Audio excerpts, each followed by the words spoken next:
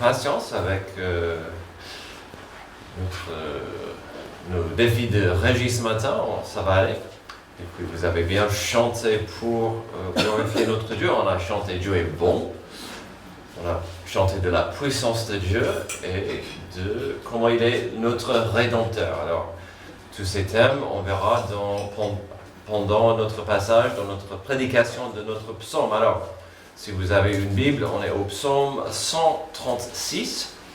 Alors, si vous êtes là depuis un moment, vous comprenez notre cheminement. Chaque été, on chemine dans les psaumes. Pourquoi ? C'est parce que on ne sait jamais qui sera là. C'est pas le moment de commencer ni de terminer une série, donc on peut cheminer dans les psaumes. Et puis les psaumes sont magnifiques parce qu'on peut, avec les psaumes, avec l'aide des psaumes, on peut apprendre comment prier, on peut comprendre comment bien venir à Dieu avec nos émotions, avec nos peines, comment proclamer la fidélité de Dieu. Les psaumes peuvent nous enseigner beaucoup de choses. Et donc, aujourd'hui on est à psaume 136. Alors, la semaine dernière, dans notre chemin estival dans les psaumes, nous avons regardé le psaume 135. On a découvert, il y a une semaine, un psaume avec 21 versets et quelques thèmes plutôt évidents. Il y avait surtout des appels de louer et d'adorer l'Éternel, surtout pour sa puissance. Nous avons découvert plusieurs niveaux de cette puissance dans l'histoire de la planète et surtout dans l'histoire d'Israël. On a découvert que c'était vraiment un psaume bien centré sur Israël. Alors, je ne sais pas pour vous, mais personnellement, j'ai bien apprécié ce psaume qui était à la fois une belle leçon d'histoire, mais aussi un discours de motivation assez puissant. La motivation étant bien sûr d'adorer Dieu, de lui donner gloire. Alors pourquoi aujourd'hui je commence mon introduction du psaume 136 en parlant du psaume 135? Alors la raison est toute simple. Les deux psaumes ne sont pas identiques. Ils ne suivent pas forcément le même chemin ou parcours, mais ils partagent plusieurs parallèles et similitudes. Souvent, on peut dire qui a écrit un tel psaume. On sait bien qui était l'auteur, qui était le psalmiste. Pour ces deux psaumes en question, nous ne savons pas qui les ont écrits. Mais à mon avis personnel, c'était la même personne. Si ce n'était pas la même personne, la deuxième personne est venue, c'était vraiment inspiré par le premier psaume, le 135. Peut-être cette personne croyait dans le pouvoir de la répétition. Peut-être cette personne croyait dans l'importance de dire et puis de redire des choses. À mon avis, la citation célèbre de George Santayana serait une phrase qui résonnait dans l'esprit de notre psalmiste. Vous le connaissez, ceux qui ne peuvent se souvenir du passé sont condamnés à le répéter et à commettre les mêmes erreurs. Comme il avait raison, M. Santayana, puisque les gens ont du mal à comprendre leur histoire, ils vont refaire des mêmes problèmes. Ça peut arriver dans votre vie personnelle, ça peut arriver dans l'histoire d'un pays, d'un peuple, d'une culture. On a du mal à se souvenir de ce qui s'est passé avant nous ou dans notre jeunesse, et donc on va refaire les mêmes erreurs. On en a parlé mardi soir à la réunion de prière. Comment Israël, par exemple, avait du mal à comprendre leur histoire. Et donc, ils étaient toujours dans ce cycle vicieux de refaire les mêmes erreurs. Mais on voit ça chaque jour dans notre planète. Surtout vis-à-vis de la guerre, de l'avarice. Le monde est corrompu et on a du mal à saisir et appliquer cette belle vérité. Si vous étiez là dimanche dernier, vous allez découvrir pas mal de similitudes aujourd'hui avec le psaume de la semaine dernière. Pourquoi cet auteur, ce psalmiste, a décidé de refaire le même schéma, mais dans un nouveau psaume? À mon avis, c'était pour deux raisons simples. La première étant que c'était un sujet important pour lui. Il voulait motiver des gens à saisir, à comprendre, à décider de louer Dieu. Sur un certain niveau, le psalmiste a compris que cela fait partie de notre raison d'être. Il a compris, on est créé afin de louer Dieu. Et donc, il voulait partager la joie, l'intérêt, la passion. Si je suis créé pour louer Dieu, si vous êtes créé pour louer Dieu, faisons notre mieux ensemble pour adorer Dieu, pour regarder plus loin que ma narine et dire, il y a un Dieu, je veux le glorifier. Ce n'est pas toujours facile de regarder vers Dieu, parce qu'on veut regarder dans la narine pour voir, pour vraiment multiplier et voir mes problèmes. Mais ce psalmiste voulait qu'on regarde vers Dieu et qu'on loue Dieu. Ça, c'est la première, à mon avis, la première raison pour laquelle il va faire ce deuxième psaume, comme le premier. Tout à l'heure, j'ai dit que quelque chose qui expliquera notre deuxième raison pour laquelle nous avons ce psaume. Notre psaume aujourd'hui est présenté dans un style un peu différent.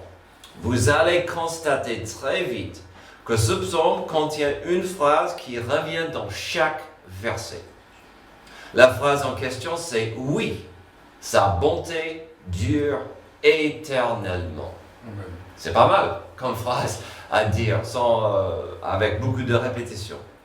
Alors pourquoi on ferait une telle chose? Pourquoi le psalmiste voulait refaire la même phrase après chaque verset? Est-ce que ça n'était pas un peu répétitif? La théorie la plus forte, la plus logique, la plus belle et la plus simple, c'est que ce psaume était un chant de louange destiné à un groupe qui était rassemblé pour le seul but de louer Dieu. Il y avait un porte-parole, ou un prêtre, ou un dirigeant spirituel qui a donné une vérité, ou un rappel, ou une proclamation importante.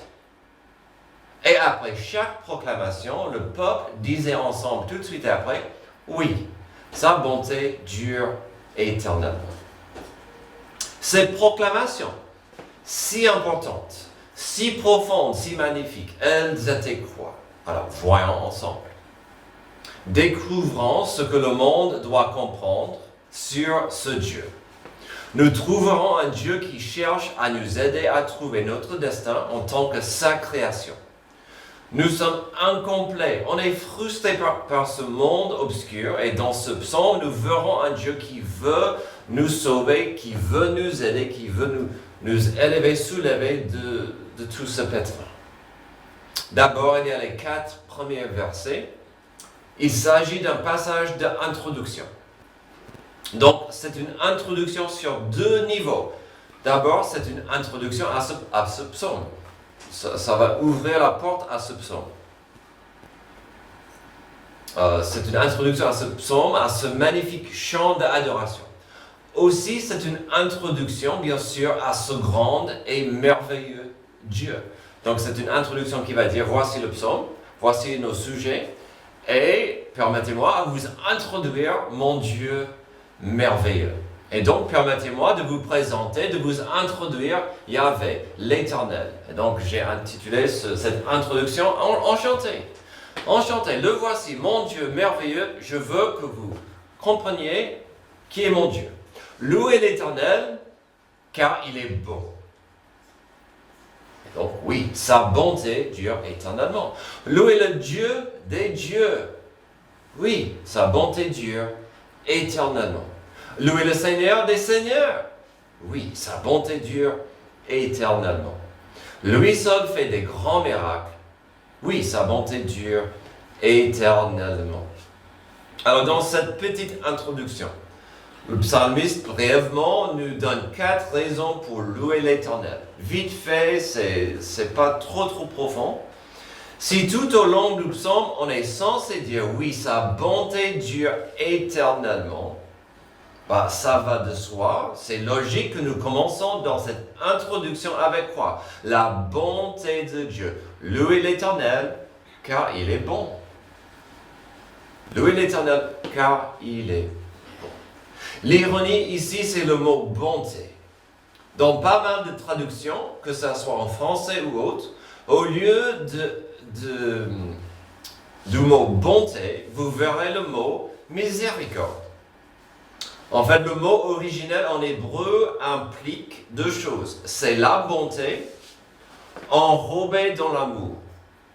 Donc en fait, c'est deux choses. C'est la bonté, mais complètement couvert par l'amour. C'est magnifique. Et donc il est en train de dire, notre Dieu, c'est un Dieu qui est bon, mais à la fois un Dieu d'amour. Et c'est cette bonté qui est magnifique. Et donc c'est cette bonté qu'on va voir tout au long du psaume. Si nous allons voir et revoir cette phrase aujourd'hui, comprenez bien ce que ce mot bonté veut dire. C'est une proclamation que Dieu est pour nous. Il est pour nous un mélange parfait de bonté et d'amour. Donc on a vu tout de suite dans l'introduction du psaume que Dieu est bon. Ensuite, on voit une belle proclamation qu'il est le Dieu des dieux. Il est le Dieu des dieux. Alors ça c'est très important parce que comme on a vu la semaine dernière dans le psaume 135, il y a beaucoup de dieux dans ce monde. Il y a beaucoup de dieux dans la société, mais lui, il est le Dieu, souverain sur tous les dieux possibles. Amen. Que ce soit le Dieu de la mer, du ciel, le Dieu de la montagne, ou aujourd'hui le Dieu de Wall Street, ou de Visa, ou je ne sais quoi, mon portefeuille. Ça c'est un Dieu impuissant, mon portefeuille. Mais ça c'est autre chose. Le Dieu de l'avarice. Mais à l'époque, il y avait plein de dieux. Et on verra ça plus tard. Mais Dieu, il veut qu'on sache tout de suite. Il y a des dieux, petit d, il y a notre Dieu. Après cela, on voit la simple phrase qu'il est le Seigneur des seigneurs. Dans ce cas, il parle plutôt des êtres humains. Il y a des rois. Il y a des présidents, il y a des gouverneurs, ok, c'est important, parfois nécessaire, mais Dieu, c'est encore au-dessous, il est plus grand que ses seigneurs. Puis, le verset 4 proclame la simple vérité qu'il est un Dieu puissant qui opère des miracles parmi sa création. Lui seul fait de grands miracles. Et donc, comme petite introduction, on voit un aperçu de notre Dieu. Il est puissant, il est bon, il est au-dessus de toutes ses puissances. Continuons pour voir la suite de cette leçon d'histoire que le psalmiste insiste que nous apprenions.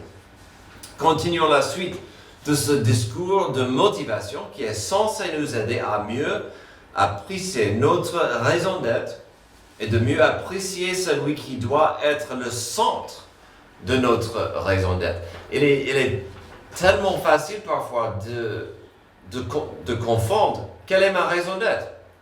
C'est d'aller bosser, gagner beaucoup de sous. Non, ce n'est pas ma raison d'être. C'est de tomber amoureux avec quelqu'un. Non, ce n'est pas notre raison d'être. Notre raison d'être, c'est Dieu. D'être dans une relation avec Dieu de paix et d'amour. Et donc l'homme restera frustré dans ce monde tant qu'il ne comprend pas que Dieu est nôtre. Donc ça c'est notre phrase du jour. On va rester frustré si on ne comprend pas qui est Dieu. D'abord, que Dieu est notre créateur. L'homme restera frustré tant qu'il ne comprend pas que Dieu est notre créateur. Verset 5, il a fait le ciel avec intelligence. Oui, sa bonté dure éternellement.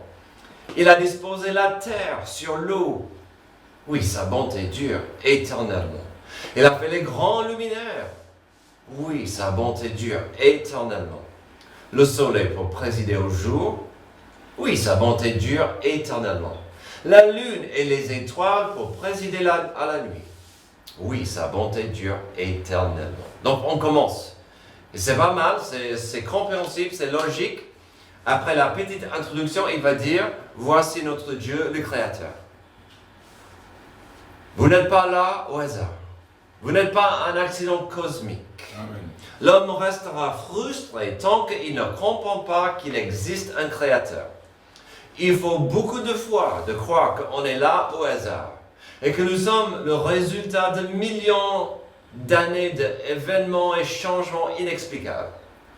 Il y a beaucoup de gens qui croient cela, mais on est créé afin d'avoir une relation d'amitié avec notre Créateur. Amen. Et donc l'homme restera toujours frustré dans ce monde s'il reste aveugle de la notion que ce Créateur veut faire partie de nos vies.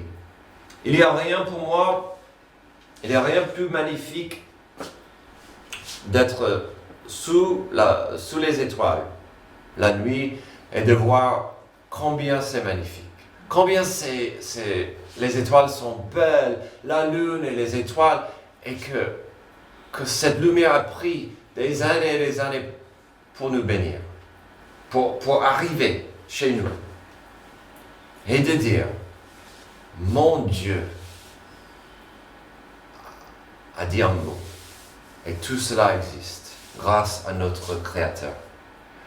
Il doit être frustrant de voir la beauté de la création et rester sans une foi en Dieu.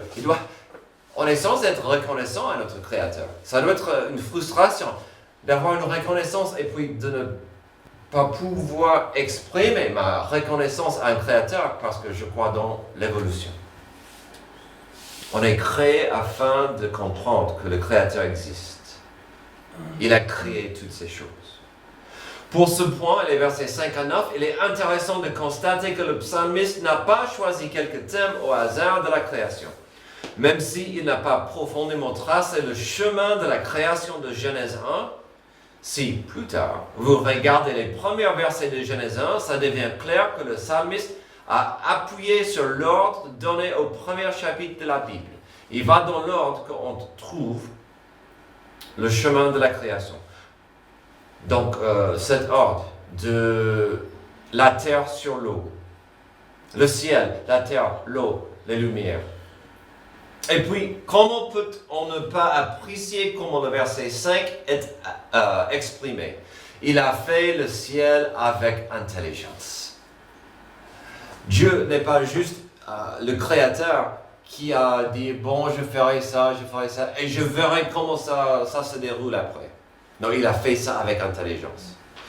Et les experts disent, si la Lune était à quelques kilomètres plus loin, ou si on était plus proche au Soleil, tout notre système s'effondrait. Tout est fait par intelligence. Ce n'était pas un accident. C'était d'un Dieu qui avait un plan. Alors l'homme restera frustré dans ce monde tant qu'il ne comprend pas que Dieu est notre Créateur. Dieu le Créateur est censé être le centre de notre gravité et le sens de notre raison d'être. Sans comprendre que Dieu est notre Créateur, notre parcours aura peu de sens, surtout pendant des moments difficiles. Quand l'homme qui ne croit pas en Dieu a des problèmes, il aura plus de frustration parce qu'il aura du mal à prier à celui qui l'a créé. Alors, on a vu Dieu le Créateur. L'homme restera frustré dans ce monde tant qu'il ne comprend pas que Dieu est notre libérateur. Verset 10. Il a frappé les Égyptiens à travers leur premier-né. Oui, sa bonté dure éternellement. Il a fait sortir d'Israël du milieu d'eux. Oui, sa bonté dure éternellement. Avec puissance et force. Oui, sa bonté dure éternellement. Il a coupé en deux la mer des roseaux. Oui, sa bonté dure éternellement. Il a fait passer Israël en plein milieu. Oui, sa bonté dure éternellement. Puis, il a précipité le Pharaon et son armée dans la mer des roseaux. Oui, sa bonté dure éternellement. Si vous étiez parmi nous dimanche dernier, j'espère que vous avez remarqué des parallèles déjà entre les deux psaumes. Il y a 7 jours, nous avons vu Dieu le Créateur, suivi par ce Dieu puissant. Et cette puissance était manifestée la semaine dernière dans la libération de son peuple de l'esclavage en Égypte. On voit le même chemin ici, comme j'ai promis. Comme dans le psaume 135, le psalmiste n'a pas mentionné les 9 premières plaies, mais il a mentionné la dernière plaie, celle qui était la plus terrifiante. C'était bien sûr la goutte d'eau qui a débordé le vase et le peuple était libéré. Vous connaissez l'histoire. Le cœur de Pharaon était encore et encore endurci pour les 9 premières plaies. Puis la 10e, ils étaient libérés. Et après, il a eu encore le cœur endurci. Et donc, il a dit, je vais aller chercher ce peuple. Je n'aurais pas dû les laisser partir. Je vais les ramener à moi. Et donc, encore, il est parti chercher avec le cœur endurci. Dieu a encore pourvu un miracle à la mer Rouge. C'est cette histoire, bien sûr, ce dont notre psalmiste parle au verset 13 à 15 avec la mer. Alors, vous connaissez cette histoire, ce miracle merveilleux, où le peuple n'avait aucune issue. Ils étaient coincés. Ils ont fait ce que Dieu a voulu. Ils ont crié au secours. Dieu au secours. Et donc Dieu a dit, venez, je vous donne un seul chemin, et je vais vous protéger de votre ennemi. Je ne vais pas reprêcher ce passage, mais c'est un rappel magnifique de ce Dieu, ce libérateur. Puis, notre psaume continue avec des merveilles de notre Dieu, le libérateur.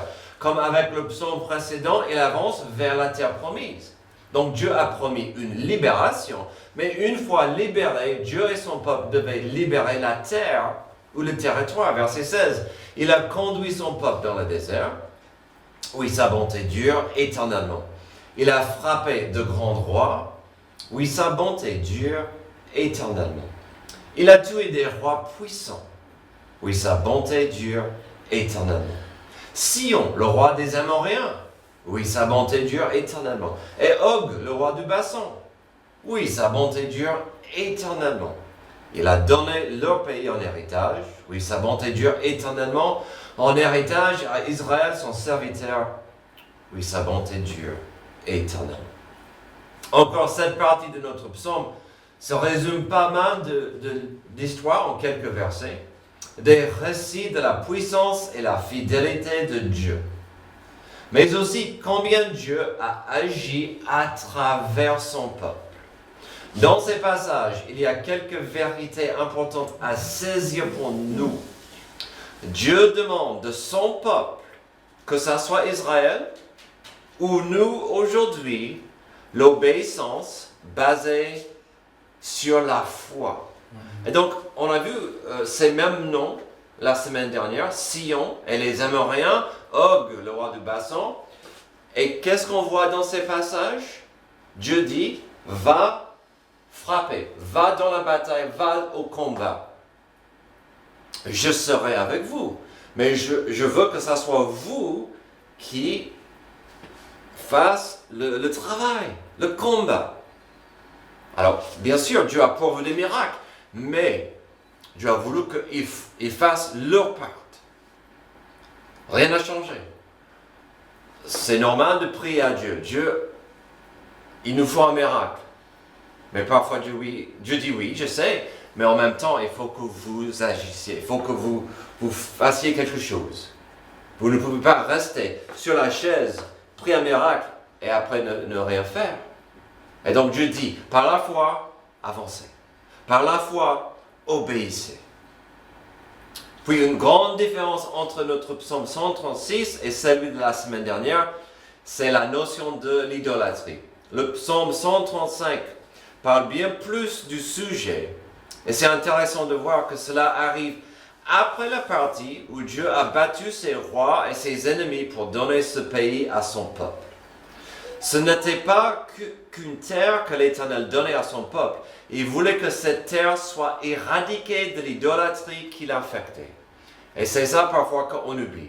La terre promise était infectée par les gens complètement enracinés dans l'idolâtrie. Mais comme on a vu la semaine dernière, ces systèmes de foi, ces religions étaient tellement pollués et corrompus.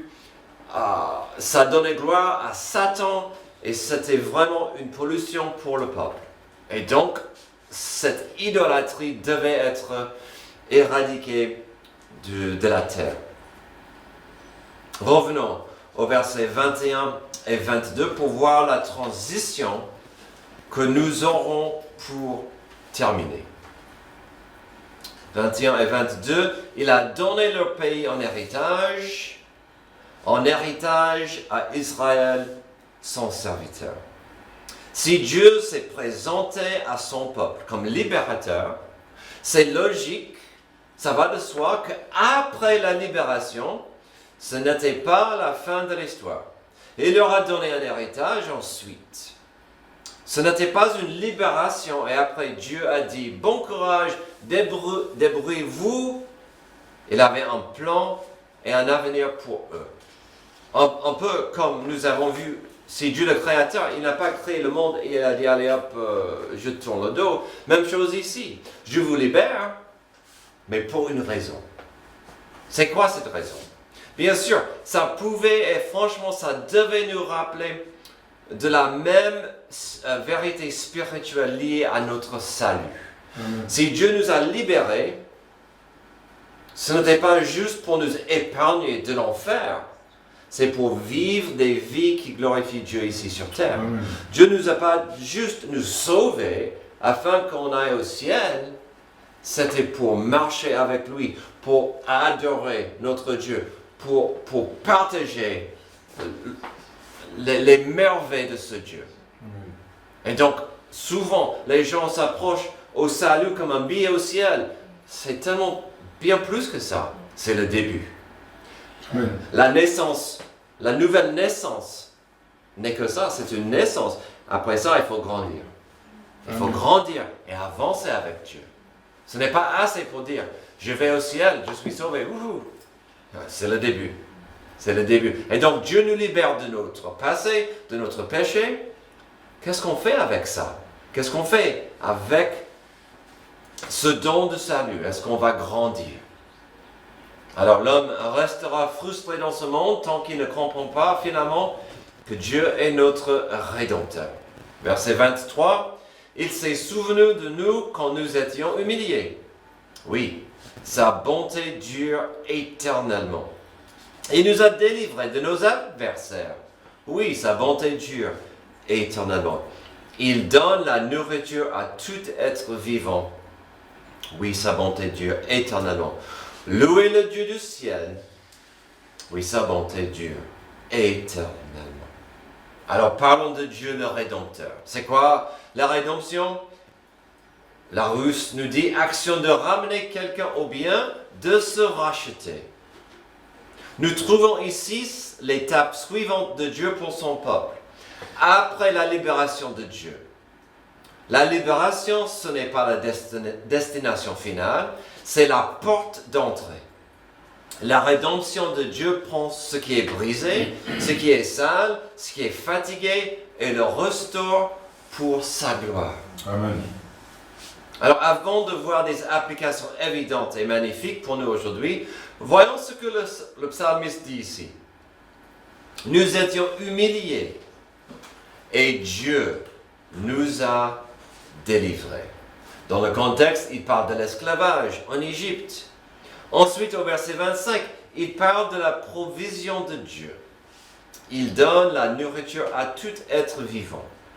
Alors, puisque cela dit à tout être vivant, il est mon avis qu'il ne parle pas de la manne dans le désert ou la provision de Dieu pendant cette période. Il est plus probable que ce que nous avons ici est une sorte de conclusion à ce discours de motivation.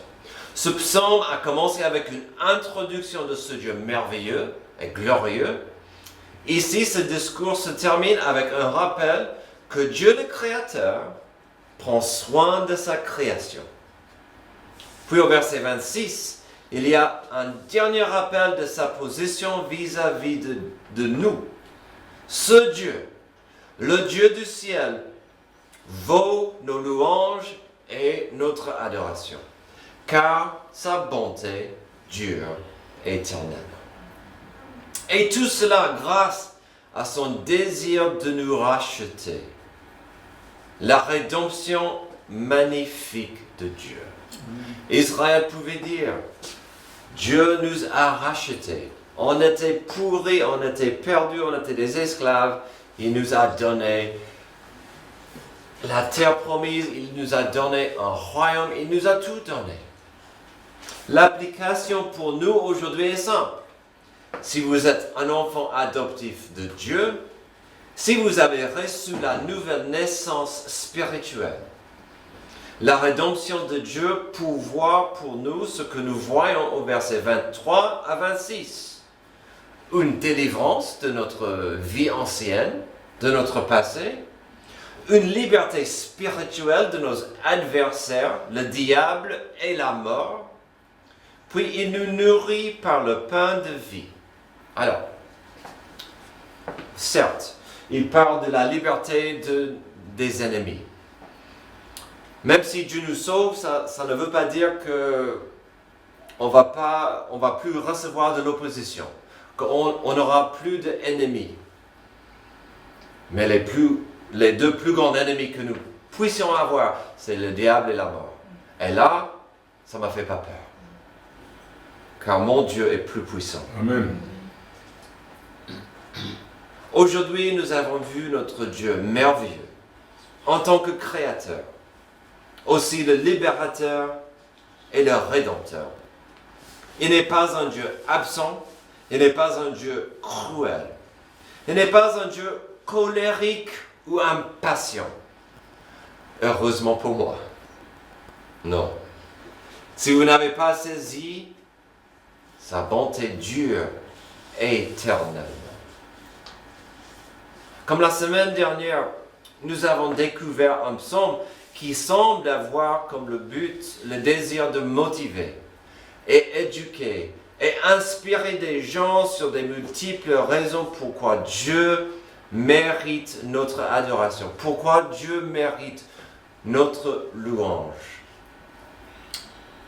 Et pendant les moments difficiles, revenez à ce psaume, ou ces deux psaumes, pendant les épreuves, revenez à ces vérités profondes, que Dieu c'est un libérateur, un rédempteur.